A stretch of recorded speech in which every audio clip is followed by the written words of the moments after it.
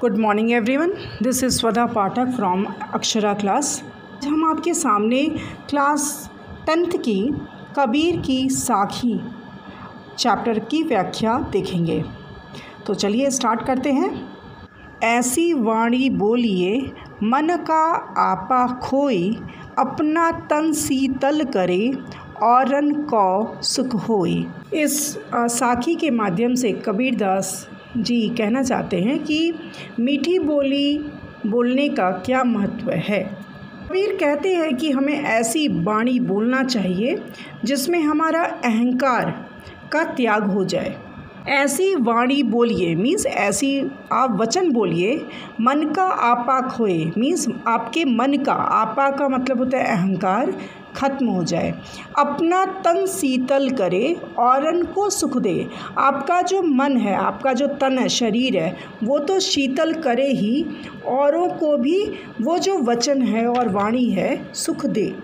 कस्तूरी कुंडली बसे मृग ढूंढे वन माही, ऐसे घटी घटी राम हैं दुनिया देखे नाही। आँखी के माध्यम से कबीरदास कहते हैं कि संसार के लोग कस्तूरी मृग की तरह हैं। इस प्रकार कस्तूरी कुंडली बसे मृग ढूंढे वन माही, मृग जो है वन में ढूंढता रहता है किसको? कस्तूरी को। कुंडली बसे, लेकिन वो जो कुंडली मीन्स उसकी नाभि में ही कस्तूरी होता है। ऐसी घटी घटी राम हैं दुनिया देखे।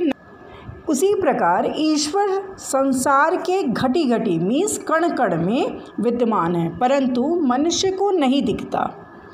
वह ईश्वर को मंदिर मस्जिद में ढूंढता है।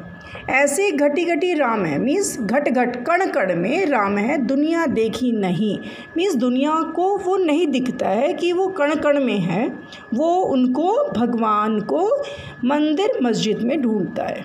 जब मैं था तब हरि नहीं, अब हरि है मैं नहीं, सब अंधियारा मिटी गया जब दीपक देखिया माही। इस साखी के माध्यम से कबीरदास कहना चाहते हैं कि जब मनुष्य में मैं रहता है अर्थात अहंकार रहता है, तब तक ईश्वर का वास नहीं हो सकता।